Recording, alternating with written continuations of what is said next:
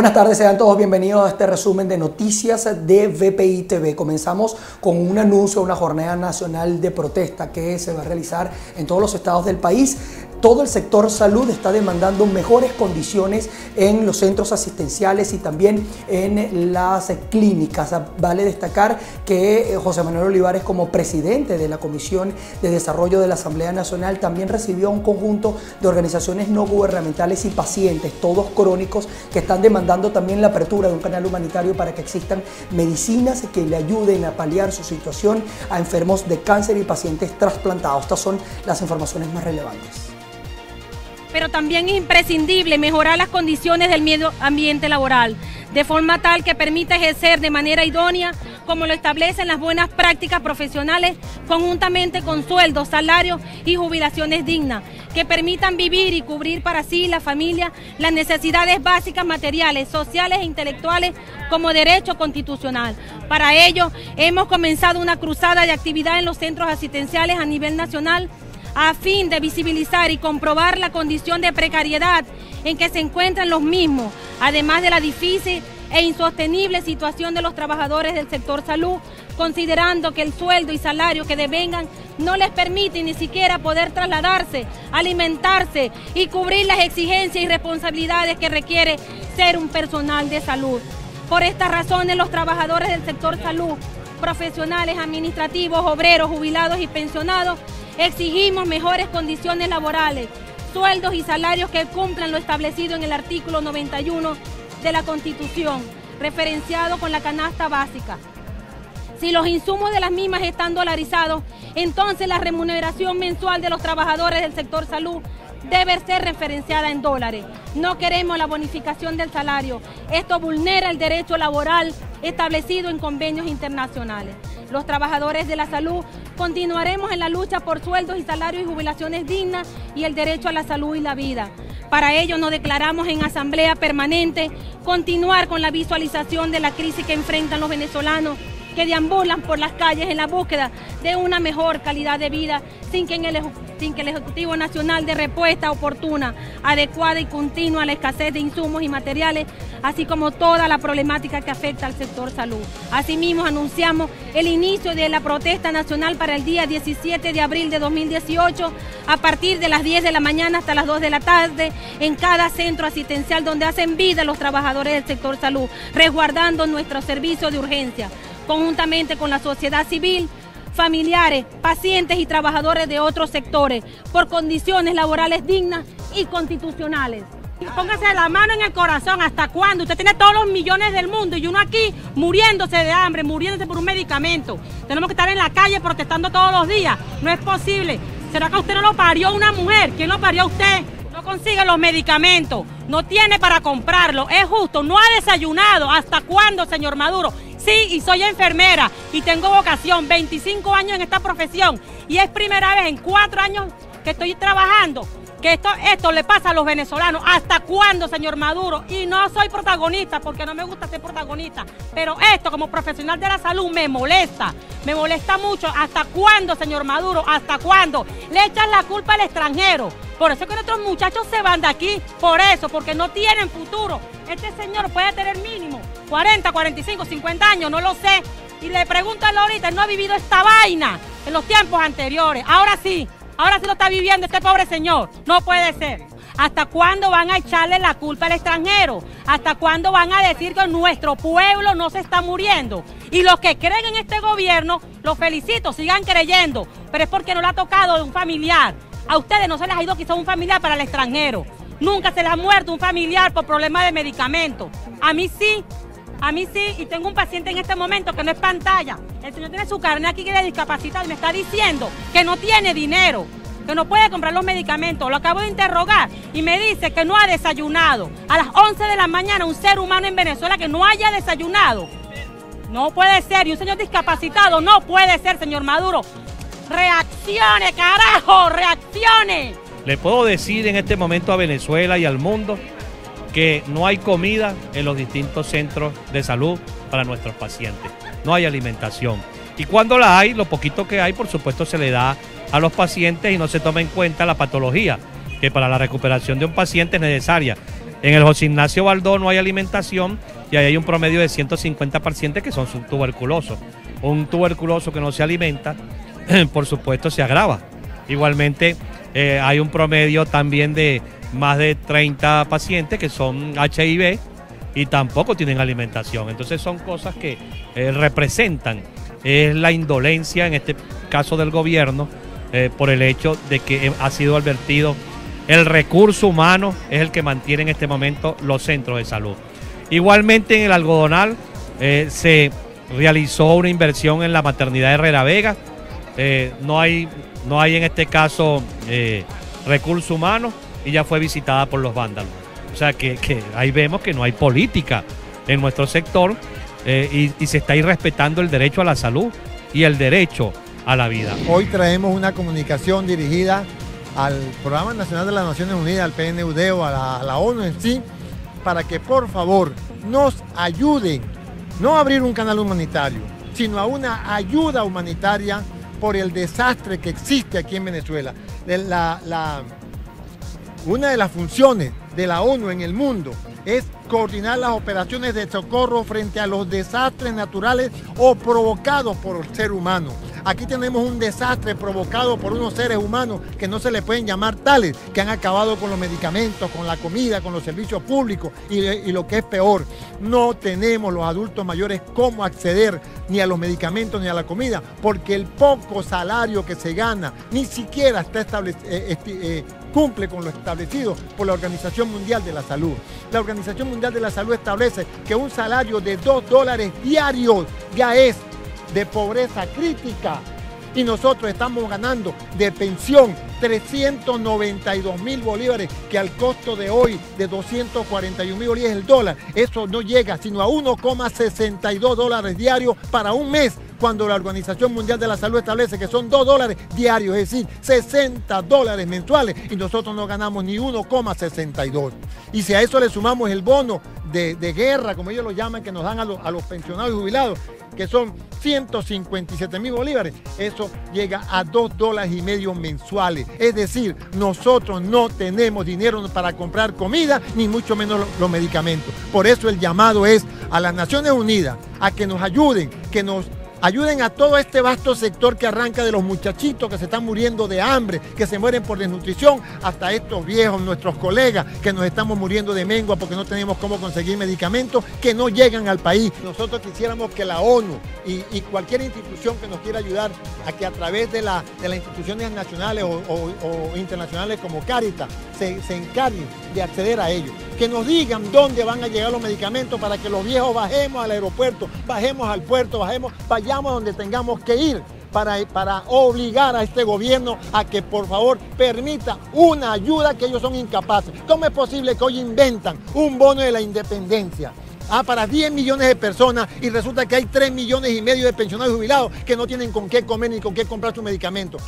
¿Por qué vas a ayudar a alguien? Porque hay un proceso electoral. ¿Por qué no nos ayudas a nosotros que vivimos acá, que dimos nuestra vida útil y productiva durante 30, 40 años de trabajo y en este momento estamos pasando penuria porque no tenemos con qué comer? La ayuda, señores de la ONU, simplemente organícenla ustedes, díganos dónde la van a poner, que nosotros la vamos a buscar, porque si tendremos que enfrentar con nuestra vida a estos malandros que acabaron con el país, que acabaron con la esperanza, con todo lo que significa la vida honesta, la vida de un trabajador, con lo que significa la mejoría de nuestra calidad de vida. Todo eso lo acabaron ellos, porque en este país los viejos no protestaban porque no podían comer. Los viejos ni siquiera protestaban porque simplemente éramos atendidos, con todas las diferencias económicas que había. Así que el llamado es a todas las instituciones, en particular a la ONU, a que nos ayude con un envío humanitario de medicamentos y comida. Los medicamentos para todos nosotros, porque con lo poco que conseguimos, comemos. Pero los muchachitos que se están muriendo de hambre, nuestros nietos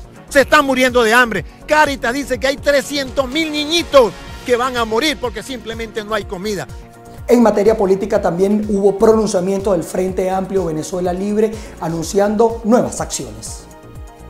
Las elecciones de 2018 fueron convocadas en primer lugar por una institución ilegal, la Asamblea Nacional Constituyente, y avalada posteriormente por el CNE.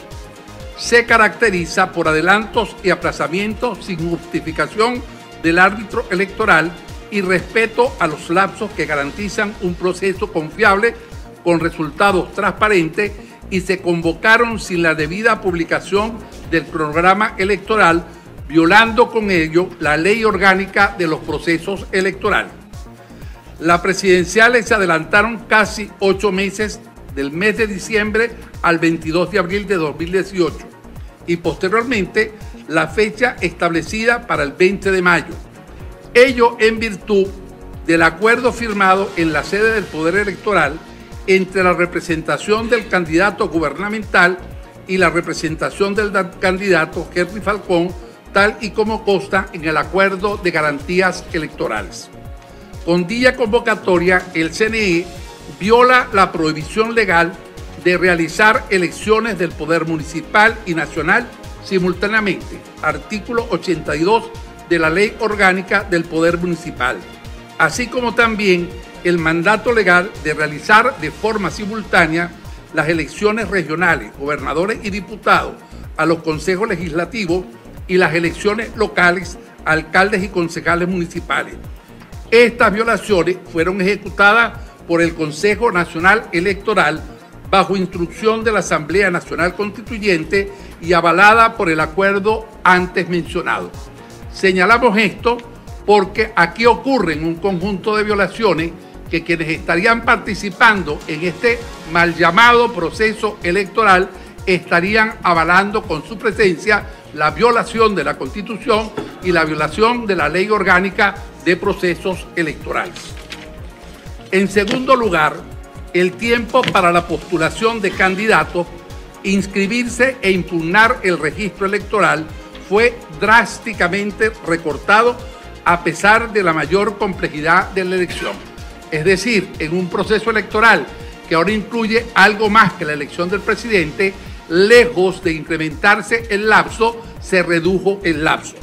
El CNE planificó solamente 2 días para presentación de postulaciones, 3 días para la subsanación de los recaudos de postulación y 4 días para la admisión o rechazo de las postulaciones, y un solo día, óigase bien, para la sustitución y modificación de postulaciones, lo cual implicó una reducción de 209 días con respecto al proceso anterior. El objeto del Consejo Nacional es promover la participación ciudadana. Por lo tanto, cualquier reducción que atente contra una programación adecuada del proceso electoral no está estimulando el proceso, sino que está actuando en sentido contrario o está actuando en función de intereses particulares y no de los intereses de los ciudadanos. De esta manera se pone en clara evidencia que todas las organizaciones que se encargan de evaluar los procesos electorales concluyen en un mismo sentido, que el proceso convocado para el día 20 de mayo está afectado en un conjunto de aspectos que violan la Ley Orgánica de Procesos Electorales, que violan la Constitución Nacional y que no garantizan de manera alguna una elección limpia, transparente y competitiva. No podemos llamar elección entonces a un proceso que no respeta algo elemental para cualquier evento, el cronograma, por ejemplo. Y aquí hay una versión gráfica sencilla de lo que explicaba el profesor Víctor Márquez. Para hablar de los procesos recientes, además. Para la presidencial del 2012, la convocaron con 383 días de anticipación entre la fecha de la convocatoria y la ejecución de la elección. Apenas 80 días transcurrieron, recordando el movimiento de la fecha, ¿no? Un gobierno que se dice todopoderoso fue sujeto a presión. No son en abril las elecciones, son en mayo, por cierto. 80 días apenas. Hagamos referencia a algunas otras elecciones, la parlamentaria en el 2015. 167 días versus apenas 23 de la farsa de la Asamblea Nacional Constituyente. Las regionales del 2012, 453 días entre la convocatoria y la realización de la elección. Apenas 34 para las regionales del 2017. Y no hablar de las municipales. 192 días en el 2012 y apenas 37 en el 2017. Es evidente que no quieren una competencia. Es evidente que no quieren dirimir el conflicto que tiene Venezuela. No hay condiciones, no hay un cronograma claro para poder participar o cooperar con una farsa de cara al 20 de mayo, que insisto, y voy a seguir reiterativo con esto, porque esto demuestra además que esto es un gobierno débil y presionable. Era en el 22 de abril, la supuesta superpoderosa Asamblea Nacional Constituyente, en voz de Diosdado Cabello, dijeron que era el 22 de abril, que lloviera, tronara, relampagueara. El 22 de abril habían elecciones, pues no son el 22 de abril, son el 20 de mayo. La farsa esa, que pretenden autoproclamar a la miseria, a la tragedia que vive el pueblo de Venezuela y no resolver los problemas que de verdad tenemos, son sujetos a presión. Un gobierno que se desmorona, que persigue el chavismo. ¿Dónde está hoy Luis Ortega Díaz? En el exilio. ¿Dónde está hoy Miguel Rodríguez Torres? Secuestrado. ¿Dónde está Rafael Ramírez? Perseguido. Todos nombrados por Chávez, por cierto. Te puedo decir que el día de hoy consignamos ante la Comisión Permanente de Desarrollo Social el informe técnico detallado que, por supuesto, realizamos pues, precisamente de ese recorrido, de esa inspección que hicimos el 15 de marzo. Las dos morgues están totalmente colapsadas, la morgue propia del hospital y la morgue del CICPC. Los cadáveres allí se descomponen porque por la misma situación económica de los familiares abandonan los cadáveres allí y por supuesto eso genera pues la putrefacción, eso genera la descomposición. El personal de ambas morgues se han declarado en emergencia.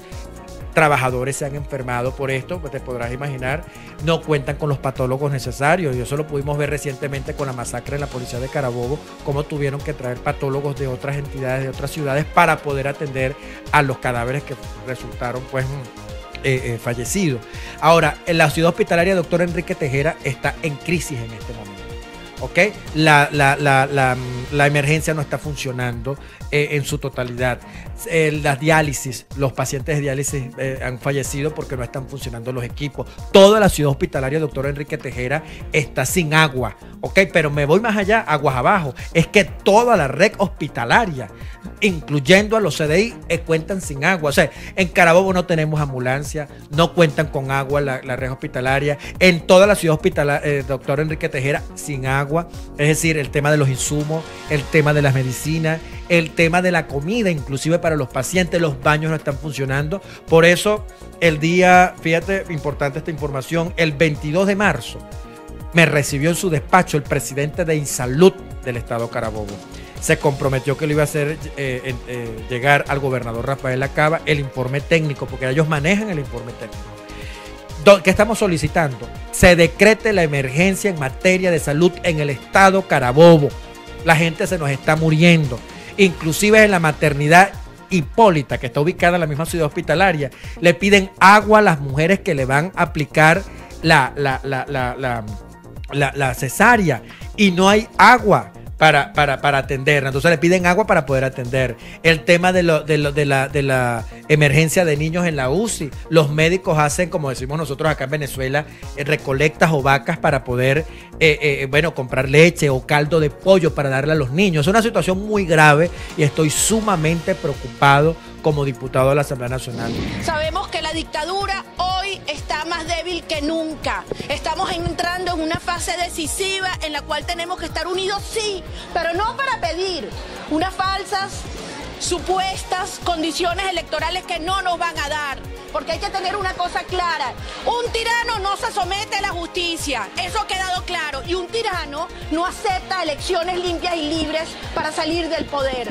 Nosotros no estamos aquí para mendigar condiciones electorales. Estamos aquí para exigir la dimisión de Nicolás Maduro, para sumar toda la fuerza que hay en Venezuela con los jóvenes al frente y toda la fuerza y las acciones internacionales de la comunidad democrática que ha entendido que esto no es solamente un drama y una tragedia de los venezolanos, sino que una narcodictadura es responsabilidad de toda la comunidad internacional. Así que nadie No dude, hoy estamos avanzando, Venezuela está de pie. Ayer estuve en el estado Aragua, otro estado que como Bolívar ha estado y está hoy controlado por las mafias, por el narcotráfico, como este estado, por la propia guerrilla, que en el arco minero y en el sur de Bolívar están provocando el dolor y la tragedia a la sociedad y a la familia venezolana. Lo que ocurrió ayer en el Senado de Colombia es un evento histórico. El Senado colombiano reconoce al Tribunal Supremo de Justicia legítimo y se expone ante el mundo lo que ya todos los venezolanos sabemos.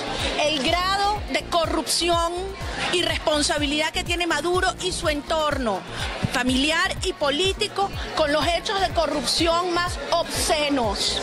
A esta gente no les importa que los venezolanos se mueran de hambre. Se han robado todo, la plata de la comida, la plata de la medicina, la plata de la universidad, la plata de la infraestructura. Por eso tenemos clarísimo que este drama que vivimos solamente va a comenzar a aliviarse a partir del momento en que salgan las mafias, y lo digo desde Bolívar, las mafias, incluyendo a Nicolás Maduro, del poder. Y eso precisamente es lo que estamos decididos a hacer, muchachos. Que nadie se vaya de Venezuela. La lucha es aquí y el futuro está aquí. En los últimos días hemos visto cómo se ha hecho público el secuestro, por ejemplo, de un jugador del Ureña Fútbol Club.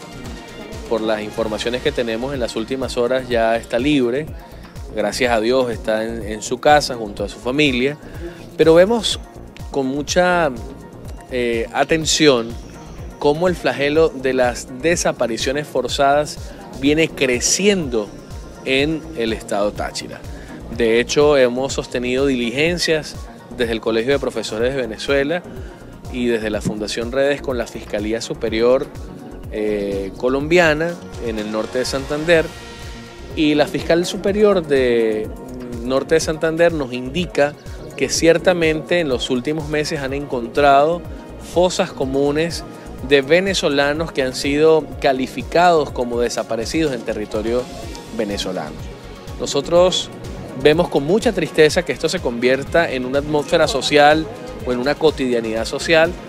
Estamos hablando de que en el municipio Pedro María Ureña semanalmente se registran hasta 5 y 6 desaparecidos, luego terminan siendo encontrados avaliados en pleno margen del río Táchira, en frontera con Colombia. Es lamentable realmente ver la actuación silente de las instancias que les corresponde al Estado venezolano asumir por competencia esta tarea. Nosotros exhortamos a la Defensoría del Pueblo que asuma el rol que le compete para defender la dignidad humana y el derecho a la vida que tienen todos los ciudadanos. En este caso, aspiramos que la Fiscalía Superior del Estado inicie actuaciones de investigación sobre estas desapariciones forzadas, sobre el modus operandi, porque nosotros no, producto de las investigaciones que hemos adelantado, presumimos que todas son organizadas por grupos irregulares colombianos que controlan y dirigen sus actividades en la zona. De manera que lo alarmante para nosotros, por ejemplo, es que en las 2 últimas semanas, en el municipio Pedro María Ureña, se ha incrementado las desapariciones forzadas. Incluso, mira, nosotros podemos hablar que en las 2 últimas semanas hay más de 15 desaparecidos en Pedro María Ureña. Sí, o sea, personas que no encuentran a sus familiares, que no responden sus familiares a la búsqueda de ellos. En el caso de Rafael Urdaneta se registran más de 6 desapariciones forzadas también, y debo manifestar que en la relación, en la conversación, en los diálogos que hemos podido desarrollar con los familiares de estas víctimas, tienen temor a hablar, porque incluso ellos presumen que sea, digamos, una actuación directa de los grupos irregulares colombianos, y de ellos denunciar a instancias del Estado o a medios de comunicación social estarían, pues, digamos, sentenciándose a muerte. Todo el tema de la economía ilegal que se desarrolla en territorio fronterizo, lo hablo de manera clara, contrabando, microtráfico o acciones de narcotráfico, llevan a que hayan pugnas entre los actores que operan este tipo de actividades ilegales. De manera que los primeros elementos o los primeros indicios son de conflictos entre estos grupos irregulares que actúan en territorio fronterizo. En muchas de estas víctimas terminan siendo también inocentes, familiares de algún sujeto que está vinculado a este tipo de actividades ilegales, pero ciertamente son el resultado de la ausencia del Estado. La problemática de la basura sigue siendo una realidad que, independientemente de la forma, los modos, los procedimientos, la gente del Táchira lo que pide y exige y le interesa es la solución, y de que nosotros no podemos llevarle a las comunidades la solución diciéndole, mire, pero es que la ley, el procedimiento, los recursos, a la gente hay que darle soluciones directas, soluciones fácticas. Nosotros nos dedicamos todo el fin de semana a buscar una salida legal a la problemática, una salida legal que nos permitiera asumir la competencia y a su vez que nos permitiera manejar recursos que se destinen para lo que es la disposición final de los desechos sólidos. Hemos venido escuchando una serie de planteamientos que no le dan solución a la problemática. Y yo ayer lo decía en algunos medios de opinión, que me preocupaba de manera especial que, a pesar de que el vertedero tenía una excepción para poder recibir los desechos sólidos del Hospital Central, no había existido la atención al llamado que yo hacía para poder atender por lo menos la problemática del Hospital Central, porque cuando hablamos de salud, la salud no espera, la salud de los niños del área pediátrica no espera, la de los pacientes que se están interviniendo, los que llegan a emergencia. Visto que no se pudo articular ante el llamado que nosotros hacíamos, pues eso también generó que aceleráramos nosotros la decisión para poder manejar la competencia de manera directa y poder direccionar recursos, ahora sí en condiciones legítimas y apegadas a los procedimientos, y desde hoy asumir la competencia sobre el vertedero de San Josecito, que es donde se maneja la disposición final de los desechos sólidos. Hoy, luego de una jornada de trabajo toda la semana, prácticamente Semana Santa la dedicamos a trabajar sobre esto, hoy voy a firmar aquí en presencia de los medios el decreto número 75, donde estoy dejando sin efecto el decreto firmado por el anterior gobernador, donde le daba la competencia a las alcaldías sobre el tema de la disposición final. Y le estoy anunciando al Táchira que a partir de hoy estoy retomando la competencia para darle la cara a la población del Táchira respecto a lo que es la disposición final de los desechos sólidos. La gobernación del estado Táchira asume la competencia del vertedero de San Josecito y asumo la competencia y me hago responsable frente al Táchira de el manejo de los desechos sólidos, del depósito de desechos sólidos que deben recolectar las alcaldías del estado Táchira, de manera tal que también le informo a los ciudadanos alcaldes que desde hoy respondo yo como gobernadora del estado Táchira por la disposición final de la basura, y les exhorto a que ustedes articulen una política de fondo más que de forma con respecto a la implementación de la recolección de residuos. Yo los invito a que se presenten propuestas ante los entes ministeriales para establecer políticas de saneamiento ambiental en los municipios del estado Táchira, para establecer la aplicación de containers que permitan brindar ornato y permitan minimizar los riesgos sanitarios, visto que hemos visto la basura sin ningún tipo de técnica en lo que respecta a los colectores que deben existir en las ciudades, en las capitales, en las diferentes áreas comunes. Y yo asumo con plena responsabilidad, como lo acabo de firmar, la disposición final de los desechos sólidos. Seguimos atentos a los pronunciamientos de carácter internacional en contra de las elecciones presidenciales tal y como están convocadas por el Poder Electoral el próximo 20 de mayo. Las informaciones puede ampliarlas a través de nuestra página www.vpitv.com. Allí tiene todos los detalles para poder ampliar estas y otras informaciones. Desde Caracas, Venezuela, yo soy Manuel Fajardo y esto es VPI TV.